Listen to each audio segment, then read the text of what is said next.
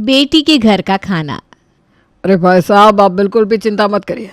आप ये समझ लीजिए कि बहू नहीं बेटी ले जा रहे हैं। और बहन जी, आपका रोना देखकर तो हमारा दिल भी भर आया। देखिए, हम समझते हैं प्रिया आपकी इकलौती बेटी है। अपनी इकलौती बेटी को विदा करने में आपको बहुत तकलीफ़ हो रही होगी। सिर्फ आधे घंटे का ही तो रास्ता है। जब भी आपका दिल करे आप बिटिया से मिलने चले आइएगा। अरे भाई साहब, कैसी बातें करते हैं आप। माना कि बिटिया को विदा करने में हमें बड़ी तकलीफ़ हो रही है। अरे भाई, बिटिया कलेजे का टुकड़ा होती है। ऐसे ही अपने कलेजे का टुकड़ा निकाल कर किसी और को तो सौंपा नहीं जाता। लेकिन आपकी इस बात से हम सहमत नहीं हैं कि हम हर चौथे दिन आपके घर आकर बैठ जाएं। अरे भाई, हमारे शास्त्रों में लिखा है कि बेटी के घर का 2 बूंद पानी पीना भी एक बाप के लिए पाप के समान होता है। और हम अपने जीते जी तो इस पाप के भागीदार नहीं बनेंगे। अरे भाई साहब, कौन से ज़माने में जी रहे हैं आप। बिटिया के घर का पानी नहीं पी सकते तो क्या जीवन भर बेटे के घर नहीं आएंगे? आपकी बेटी ससुराल में खुश है या नहीं, ये बात तो तभी पता चलेगी ना जब आप उसके ससुराल जाकर देखेंगे। इसलिए हम आपसे अनुरोध करते हैं कि चाहे आप हमारे घर आकर पानी ना पिए, लेकिन समय समय पर बेटी के घर जाना ज़रूर चाहिए। ये तो हमारा सौभाग्य है भाई साहब कि आपके जैसी ऊंची सोच वाले लोगों के यहाँ हमारी बेटी शादी करके जा रही है। क्योंकि जिसकी सोच इतनी ऊंची है वो हमारी बेटी को कभी कोई तकलीफ़ होने ही नहीं दे सकते। लेकिन फिर भी आप कहते हैं तो हम बिटिया से मिलने ज़रूर आएंगे। राम प्रसाद प्रिया को अपनी इकलौती बेटे ध्रुव के लिए ब्याह कर लाए थे। राम प्रसाद जी के 2 ही बच्चे थे, बेटा ध्रुव और बेटी चिंकी।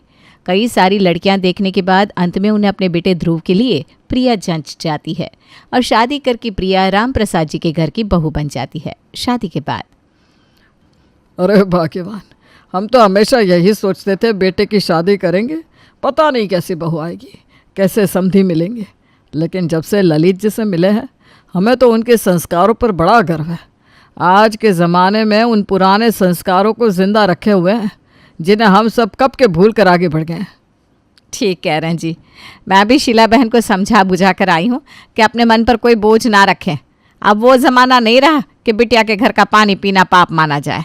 हम पुराने विचारों वाले लोग नहीं हैं, लेकिन फिर भी वो अपनी बात से टस से मस नहीं हुई। उनके संस्कार देखकर तो मैं खुद हैरान हूँ कि आज के युग में भी ऐसे लोग हैं जो इन बातों को अभी तक मान रहे हैं। देखो भाग्यवान, इतने अच्छे लोग मिले हैं तो तुम भी उनके साथ व्यवहार अच्छा ही बना कर रखना। कभी इस बात के घमंड में मत आना कि तुम लड़के की माँ हो। बीच बीच में फ़ोन करके उन्हें यहाँ का हालचाल देते रहना।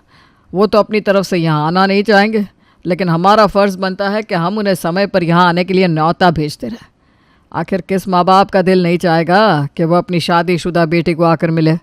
राम प्रसाद और उसकी पत्नी शांति दोनों ही समधी समधन के साथ संबंध अच्छे बनाए रखने के लिए अपनी तरफ से हर संभव कोशिश कर रहे थे। अरे बहन जी, कई दिन हो गए आप लोगों के दर्शन नहीं हुए। मैं तो कहती हूँ इस रविवार को आ जाइए आप लोग, मिलना जुलना भी हो जाएगा और बहू भी खुश हो जाएगी। माँ बाप को देखेगी तो उसे अच्छा लगेगा। अब बहन जी, आप इतने प्रेम से बुला रही हैं तो इनकार भी नहीं कर सकते। चलिए ठीक है, हम दोनों रविवार को आ जाते हैं। रविवार के दिन प्रिया के माता पिता उसके ससुराल पहुंच गए थे। प्रिया बेटा, देखो तुम्हारे मम्मी पापा आए हैं। उनकी खातिरदारी में कोई कसर नहीं रहनी चाहिए। बढ़िया बढ़िया पकवान बना लो और अपने मम्मी पापा का खूब स्वागत करो। अरे नहीं नहीं बहन जी, हमने आपको पहले ही बताया था ना, बिटिया के घर का तो पानी भी हमारे लिए पाप है। हमारे यहाँ बिटिया के घर का खाना नहीं खाया जाता। समधन जी, ये तो बड़ी दुविधा वाली बात हो गई। अब आप इतनी दूर से आए हैं और अभी यहाँ पर भूखे प्यासे बैठे रहेंगे तो हमें तो बिल्कुल अच्छा नहीं लगेगा ना। अच्छा, आप इतनी ज़िद कर रही हैं बहन जी, तो ऐसा करिए, बाज़ार से कोल्ड ड्रिंक मंगवा लीजिए। बिटिया के घर का पानी नहीं पी सकते, बाहर का तो पी ही सकते हैं। हाँ बहन जी, आपने ये बहुत अच्छी बात कही। ये तो हमने सोचा ही नहीं था। हम अभी आपके लिए बाज़ार से कोल्ड ड्रिंक और कुछ नाश्ता मंगवा देते हैं। शांति देवी समधी समधन के लिए बाजार से कोल्ड ड्रिंक, चाउमीन, कचौड़ी वगैरह मंगवाती है और उन्हें नाश्ता करवा देती है डिनर के समय। अरे बेटा प्रिया, अब तुम्हारे मम्मी पापा हमारे घर का खाना तो खाएंगे नहीं। ऐसा करो भाई, उनके लिए कुछ बाहर से ही ऑर्डर कर लो तुम। अब हमें तो ये बात अच्छी नहीं लगेगी ना कि हम सब भरपेट खाना खाएं और वो लोग बेचारे यूं ही हमारा मुंह देखते रहे। ठीक है पापा जी, मैं मम्मी पापा की पसंद का खाना ऑर्डर कर देती हूँ। वैसे मेरे मम्मी को ना पिज़्ज़ा बहुत पसंद है, वही मंगवा देती हूँ उनके लिए खाना खाने के बाद। वैसे तो रात में खाना खाने के बाद हमको चाय पीने की आदत है, लेकिन अब हम बिटिया के घर का तो कुछ खा पी नहीं रहे हैं, इसलिए कोई बात नहीं, आज ऐसे ही सो जाते हैं। कल तो हम अपने घर के लिए निकल जाएंगे। अरे भाई साहब ठहरिए तो सही। देखिए, आप बेटी के घर का पानी और खाना तो खा नहीं सकते, पर पैग तो लगा सकते हैं ना। क्यों, गलत कहा क्या मैंने? देखिए, अब समधी समधी साथ में बैठे और महफिल ना जमे, ये तो गलत बात हो गई भाई। भाई साहब, बात तो आपकी ठीक ही है भाई, पानी नहीं पी सकते, शराब तो पी सकते हैं। चलिए ठीक है, मंगवा लीजिए। फिर तो आज हो ही जाए, मिलकर जमा दें महफिल। अरे सुनती हो, हम समधी जी के साथ ज़रा 2-2 पैग लगा रहे हैं, तुम ज़रा चखने में कुछ बढ़िया सा बना दो। चखना तो मैं बना दूंगी, लेकिन ये बताइए समधी जी खाएंगे? वो तो हमारे घर का कुछ भी नहीं खा रहे। अरे बहन जी, खाना नहीं खा सकते, चखना खा सकते हैं। आप ऐसा करिए, बढ़िया पकौड़े बना दीजिए। कई दिनों से पकौड़े खाए नहीं है, और चटपटे कुरकुरे पकौड़ों के साथ मज़ा ही कुछ और होता है। जी भाई साहब, ठीक कहा आपने। आप बैठिए, महफिल सजाइए, तब तक हम इंतज़ाम करके आते हैं। दोनों समधी बैठकर शराब पीने लगते हैं। 2 पैक के बाद वाह वाह भाई साहब, वाह, बहुत अच्छा लगा आपके साथ बैठकर, मज़ा आ गया। चलिए, अपना तो हो गया, अब सो जाते हैं। अरे भाई साहब, अभी तो पार्टी शुरू हुई है और आप उठकर चल दिए। अरे बैठिए ना, ऐसे मौके कोई रोज़ रोज़ थोड़ी ना आते। ऐसे भी क्या जल्दी है सोने की? अब समझ में आया भाई साहब, आप तो बड़े पक्के खिलाड़ी हैं। इसका मतलब सिर्फ शर्मा रहे थे आप। अरे भाई साहब, अब जब टिकाने के लिए बैठ ही गए हैं तो शर्माना कैसा। खोलिए खोलिए बोतल, अब तो जब तक मज़ा नहीं आ जाएगा ना, तब तक चलने दीजिए। राम प्रसाद कई बार अपने समधी को रोकने की कोशिश करता है, लेकिन समधी तो जैसे अब फैलते ही जा रहे थे। देर रात 11 बजे उनकी बोतल खाली होती है और उसके बाद राम प्रसाद और उनके समधी अपने अपने कमरे में सोने के लिए चले जाते हैं। अगले दिन सुबह की ही उनकी वापसी थी, इसलिए वो लोग अपने घर की ओर निकल जाते हैं। अगले दिन सुबह अरे भाई शांति, कल तो समधी जी के साथ सच बताया तो मज़ा ही आ गया, वरना हम तो 1-2 पैक पीने के बाद हाथ झाड़ लिया करते थे, लेकिन उन्होंने तो कल बोतल ख़त्म होने तक उठने ही नहीं दिया। राम प्रसाद को पता नहीं था कि ये एक दिन का मज़ा उसके लिए अब आने वाले दिनों में सज़ा बनने वाला है। प्रिया के पापा को राम प्रसाद के घर की दारू और चखना ऐसा मुंह लगा कि अब तो हर शनिवार को बिना बुलाए अपनी पत्नी के साथ उनके घर आ धमकते। दिन भर वो पहले पिज्ज़ा, बर्गर और चाउमीन की दावत उड़ाते और फिर उसके बाद पीने पिलाने का दौर चल पड़ता। एक दिन पड़ोसी आकर कहते हैं, अरे भाई साहब, ये दीनानाथ जी आपके रिश्तेदार लगते हैं क्या? हाँ भाई साहब, क्यों, क्या हुआ, कुछ बात हुई है क्या? भाई साहब, अपने रिश्तेदारों को थोड़ा कंट्रोल में रखिए ना, पीकर हाई हो रखे हैं आपके रिश्तेदार, और हमारे घर के सामने वाली नाली में गिर पड़े थे। अब नाले से निकाल के आपके दरवाजे तक तो हम पहुंचा दिए हैं, अब आगे आप जाने और आपका काम जाने। पड़ोसी के जाने के बाद अरे भाई साहब, तभी तो मैं कहता हूँ ना, इतना नहीं पीना चाहिए। 2-3 पैक पीने के बाद लगाम लगाना बहुत ज़रूरी होता है, वरना यही सब देखने को मिलता है। अब देखिए, कॉलोनी में हमारी थोड़ी इज्जत है, आज तो जो हुआ सो हुआ, लेकिन आगे से आप थोड़ा ख्याल रखिए। प्रिया बेटा, जाओ अपने पापा के लिए 1 गिलास नींबू पानी लेकर आओ, नशा बहुत ज़्यादा हो गया है इनको। नींबू पानी? ना ना ना ना ना, राम राम राम राम, बेटी के घर का पानी, वो भी मैं नहीं नहीं नहीं, भगवान बचाए इस पाप से। हाँ हाँ, मैं जानती हूँ कितने बड़े धर्मात्मा है। बेटे के घर का पानी नहीं पी सकते, लेकिन दारू पी सकते हैं। सुनिए जी, अब बहुत हो गया आप लोगों का पीने पिलाने का कार्यक्रम। मैं कहती हूँ बंद करिए, यह हर शनिवार को समधी जी को यहाँ बुलाना। अरे भाग्यवान, मैं कौन सा इनको हर शनिवार को यहाँ बुलाता हूँ, या खुद ही चले आते हैं। मुझे इनको बुलाने का कोई शौक़ नहीं है, बल्कि मुझे तो खुद शर्मिंदगी होने लगी है। आज ये पड़ोसियों के यहाँ नाले में गिर पड़े थे। पिछले सप्ताह वर्मा जी शिकायत कर रहे थे कि आपके समधी पीकर हमारे घर में घुस आए और 2 घंटे पका कर गए। अरे भाई, हमें क्या पता था कि ये लोग ऐसे निकलेंगे। शादी के समय तो बड़े धर्मात्मा बने घूम रहे थे दोनों पति पत्नी, बेटी के घर का पानी नहीं पियेंगे, बेटी के घर का खाना नहीं खाएंगे, और अब देखो हर शनिवार को दावत उड़ाने के लिए चले आते हैं दोनों के दोनों। मैं तो कहती हूँ आप इन लोगों को भाव देना बंद करो, वरना गले की हड्डी बन जाएंगे ये लोग। ठीक कहती हो तुम। कुछ दिन बाद। माँ जी, वो मेरी मम्मी का फ़ोन आया था। मेरे भैया के लिए लड़की देखने की बात चल रही है, इसलिए मम्मी पापा और भैया सब लोग आज शाम को हमारे यहाँ आ रहे हैं। लड़की को ना हमारे घर का एड्रेस दे दिया है। लड़की वाले यहीं आ जाएंगे और देखने दिखाने का कार्यक्रम भी हो जाएगा। बहू के जाने के बाद ये लो, इनके भाई की शादी के लिए लड़की भी यहीं से देखी जाएगी। कोई भरोसा नहीं है, महीने भर बाद पता चले कि शादी भी हमारे घर से ही कर रहा है ये लोग। मुझे तो समझ में नहीं आ रहा इन लोगों से अपना पीछा कैसे छुड़ाया जाए। ठीक कह रही हो भाग्यवान। पिछले 8 महीने में जितनी बार समधी जी और समधन जी के लिए हमने बाज़ार से ये पिज़्ज़ा, फ्राइड राइस और मंचूरियन मंगाया है ना, इतना बाहर का खाना तो हमने पिछले 18 सालों में नहीं खाया। अरे भाई, बाहर का खाना कभी कभार महीने 2 महीने में ठीक लगता है। ये लोग तो हर शनिवार इतवार यहाँ आकर पिज़्ज़ा और चाउमीन खाते हैं।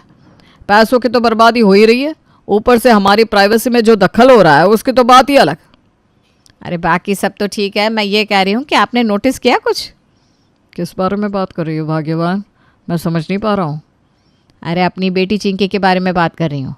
आपने देखा कि नहीं, जब भी समधन जी अपने टिंकू को लेकर हमारे घर आती है, चिंकी कुछ ज़्यादा ही उनके आगे पीछे मंडराती रहती है।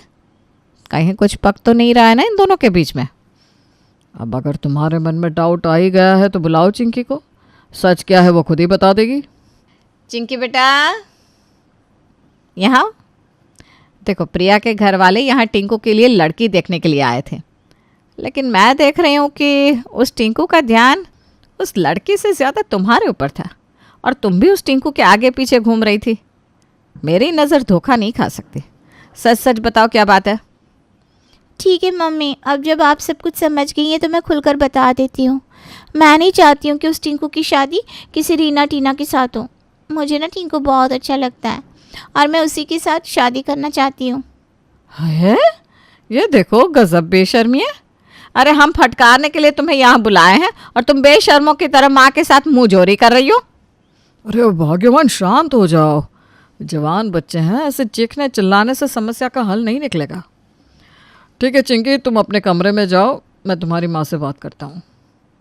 अरे भाग्यवान, क्यों बात का बतंगड़ बना रही हो? तुम नाराज़गी दिखाओगी, मना करोगी, उसके बाद भी बच्चों की पसंद नापसंद पर तो जोर नहीं चला सकती।